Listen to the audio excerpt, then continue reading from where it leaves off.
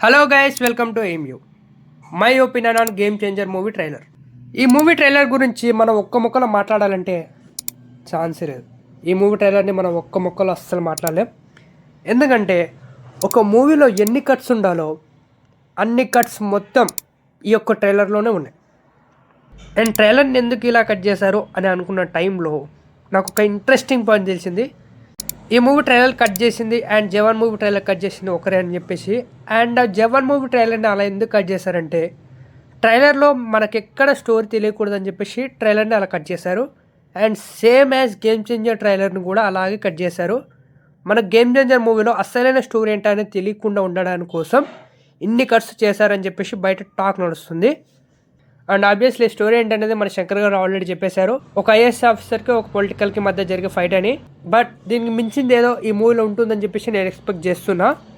And ఈ movie release event డెల్లాస్లో జరిగినప్పుడు మన సుకుమార్ గారు చెప్పారు ఈ మూవీలో చరణ్ గారి పర్ఫార్మెన్స్కి నేషనల్ పక్కా అని చెప్పేసి.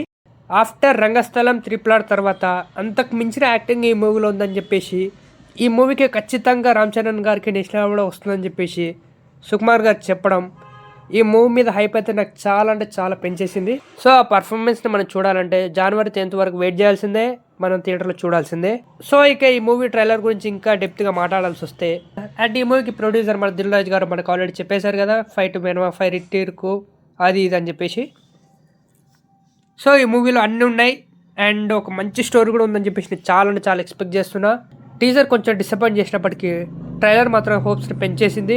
అండ్ ఇప్పటివరకు వచ్చిన సాంగ్స్ అయితే పర్లేదు అనిపించినప్పటికీ నిన్న ప్రీలీజ్ ఈవెంట్లో పాడిన 3 సాంగ్స్లో 2 సాంగ్స్ అయితే నాకు పిచ్చగానే మెక్కేసినాయి. నేను ఆ సాంగ్స్ని ఎప్పుడెప్పుడు థియేటర్లో చూద్దామని చెప్పేసి చాలా వెయిట్ చేస్తున్నా. మన తమన్ గారు బ్యాక్గ్రౌండ్ మ్యూజిక్ని ఇచ్చి పడేసారని చెప్పేసి నాకు అనిపిస్తుంది. నేనైతే మూవీ కోసం చాలా వెయిటింగ్ జనవరి 10th కోసం. మీలో ఎంతమంది వెయిట్ చేస్తారో కింద కామెంట్ చేయండి. ఆఫ్టర్ పుష్ప ది రూల్ ఈ మూవీ కూడా మంచి విజయాన్ని సాధిస్తుందని చెప్పేసి నేను కోరుకుంటున్నా. రీసెంట్గా పుష్ప ది రూల్ కూడా 1800 crores కొట్టింది. అండ్ బయట డిఫరెంట్ ఒపీనియన్స్ ఉన్నాయి ఈ మూవీ కలెక్షన్స్ మీద. ఈ మూవీ 1800 crores కొట్టడానికి కారణం టికెట్ ప్రైజెస్ అని చెప్పేసి. ఎందుకంటే బాహుబలి కూడా 1800 crores కొట్టింది. అప్పట్లో టికెట్ ప్రైజెస్ చాలా అంటే చాలా తక్కువ ఉంది. అండ్ అప్పటికంటే ఇప్పుడు పాపులేషన్ చాలా ఎక్కువ ఉంది. అండ్ అప్పుడు స్క్రీన్స్ చాలా తక్కువ ఉన్నాయి, ఇప్పుడు చాలా స్క్రీన్స్ ఎక్కువ ఉన్నాయి. అప్పుడు చూసేవాళ్ళు తక్కువ ఉన్నారు, ఇప్పుడు చూసేవాళ్ళు పెరిగిపోయారు. అండ్ ఇలా చాలా అంటే చాలా ఉన్నాయి. సో ఇప్పుడు 1800 crores అనేది చాలా అంటే చాలా మామూలు విషయం అయిపోయింది. అప్పట్లో బాహుబలి 1800 crores కొట్టడం ఒక లెక్క, ఇప్పుడు పుష్ప ది రూల్ కొట్టడం ఒక లెక్క అనే చాలా మందికి ఈ ఒపీనియన్ ఉంది. మీరేమంటారు? పుష్ప ది రూల్ 1800 crores కొట్టడం గొప్పనా కాదా? నన్ను అడిగితే గొప్పే. ఎందుకంటే అప్పుడు బాహుబలి 1800 crores కొట్టింది. అండ్ అప్పట్లో ఓటీటీ లేదు అండ్ ప్రతి ఒక్కరు థియేటర్కి వచ్చి చూడాలి. మూవీ రావడం అండ్ ఆ మూవీ ఓటీటీలో కానీ టీవీలో రావడానికి మినిమం 90 to 100 days ఖచ్చితంగా పడుతుంది. సో అప్పటి జనాలు టీవీలో వస్తుంది అని చెప్పేసి థియేటర్కి వెళ్ళకుండా ఉండేవాళ్ళు కాదు. సో ప్రతి ఒక్కరు థియేటర్కి వెళ్ళేవారు. సో అప్పటి రేట్లో అప్పుడు 1800 కొట్టడం ఆ మూవీ రేంజ్ అయితే ఇప్పుడు 1800 కొట్టడం ఈ మూవీ రేంజ్.